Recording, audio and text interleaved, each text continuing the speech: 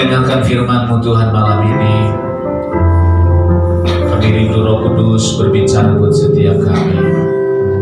Sampaikan isi hati-Mu bagi kami Tuhan. Kami haus dan rindu akan firman-Mu.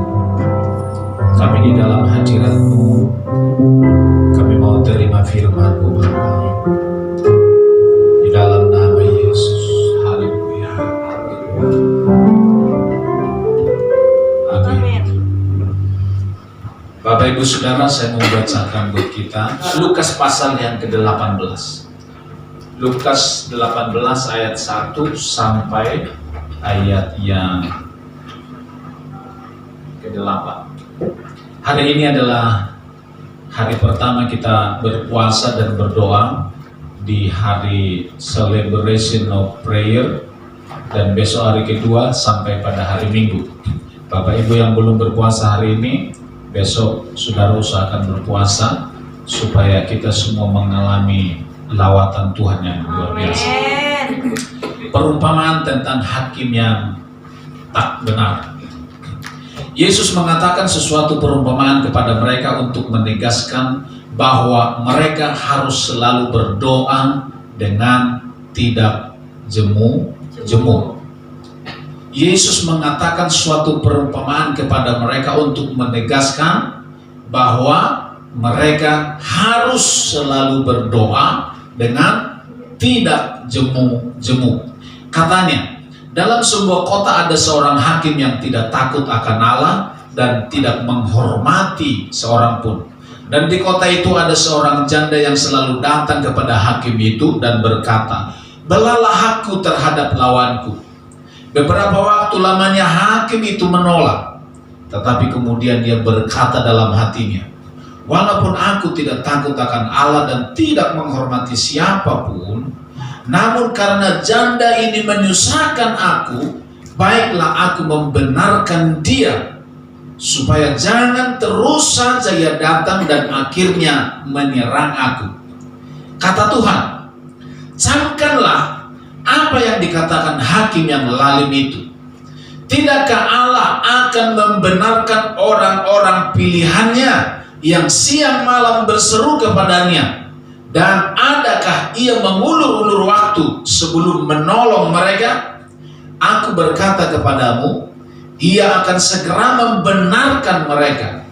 Akan tetapi, jika Anak Manusia itu datang, adakah ia mendapati iman di bumi?" Di hari pertama ini, Bapak Ibu Saudara, firman Tuhan yang saya sampaikan kepada kita adalah panggilan untuk berdoa. Apa? Panggilan untuk berdoa. Bapak Ibu Saudara, sebenarnya Allah menetapkan kita untuk menjadi pendoa. Katakan sama-sama, 1, 2 ya. Allah menetapkan kita untuk menjadi pendoa. Berdoa bukan berbicara tentang program. Berdoa itu bukan bicara tentang kegiatan ibadah. Berdoa di sini bukan berbicara tentang kegiatan rutin yang dilakukan, saudara-saudara. Tetapi dalam konteks ini, saudara-saudara, berdoa itu punya dua makna yang sangat dalam. Yang pertama, makna yang pertama adalah doa adalah tanda kebergantungan kita kepada Tuhan. Amin. Doa itu bukan sebuah formalitas setiap hari kita meminta-minta sama Tuhan, kegiatan dalam program, bukan. Tetapi doa itu adalah sebuah tanda kebergantungan kita kepada Tuhan. Yesus berkata, ketika nanti di hari kiamat, ketika Yesus datang, apakah dia menemui iman di muka bumi? Tuhan mau dari sejak kita percaya kepada Yesus sampai pada akhir hidup kita, kita bergantung terus kepada Tuhan di dalam doa. Amin. Tuhan memang menciptakan kita menjadi manusia orang yang lemah, bukan manusia raksasa. Manusia diciptakan makhluk yang lemah, tak berdaya dan terbatas. Itu sebabnya kita butuh untuk mengandalkan Tuhan sepanjang hidup kita. Amin. Andalkan Tuhan. Sebab Dia Tuhan untuk diandalkan supaya kita mengalami Dia. Amin. Yang kedua, doa di dalam konteks ini berbicara tentang doa itu adalah relasi dengan Tuhan. Relasi kita dengan Tuhan. Relasi itu berbicara tentang hubungan, persekutuan pribadi dengan Tuhan. Itu saudara. Jadi kalau saya berbicara tentang doa, saudara jangan berpikiran, oh doa itu berarti saya harus punya pokok-pokok doa untuk saya minta kepada Tuhan. Bukan.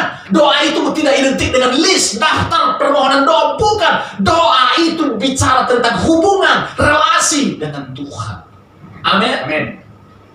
Tuhan tahu kita punya pergumulan. Tuhan tahu berapa banyak list daftar pokok-pokok doa yang ada di hati kita. Tapi yang terpenting bagi Tuhan bukan daftar itu. Yang terpenting adalah relasi kita dengan Dia. Amin. Dari sejak kita percaya kepada Yesus sampai akhir hidup kita, Tuhan selalu merindukan kita, Dia ingin selalu ngobrol dengan kita, Dia ingin punya relasi dengan kita. Dengarkan ini, Tuhan sebenarnya tidak mau kehilangan kita. Amin. Amin. Tuhan itu tidak mau kehilangan satu pun di antara kita. Dia ingin ngobrol dengan kita. Dia sediakan waktu ngobrol dengan kita. Kenapa? Karena Dia Bapa kita dan kita anaknya. Ini sebenarnya doa yang dipanggil Tuhan. Tuhan memanggil kita menjadi pendoa. Bukan doa peminta-minta pengemis setiap hari, tetapi supaya setiap hari kita punya relasi. Ada waktu untuk bersekutu dengan Tuhan. Amin.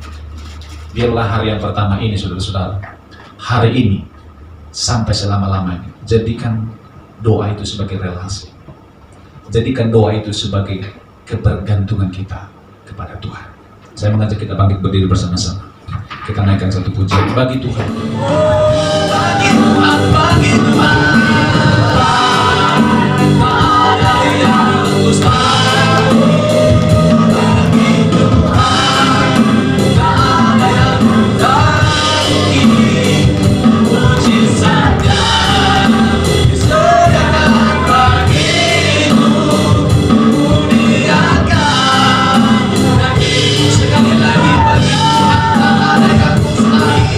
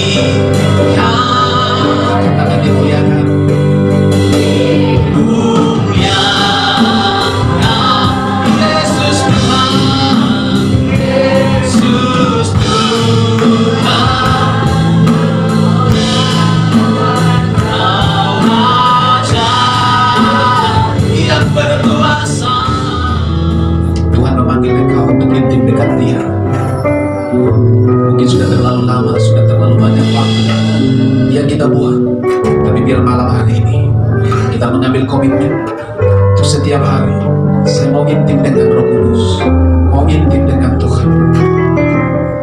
Kenapa tidak ada mujizat? Kenapa tidak ada tanda-tanda yang ajaib? Kenapa tidak ada kemenangan? Karena ada yang terhilang. Biarlah malam ini kita ambil komitmen, kita ambil keputusan. Kita mau membangun relasi dengan Tuhan setiap hari. Kita mau mengandalkan Dia.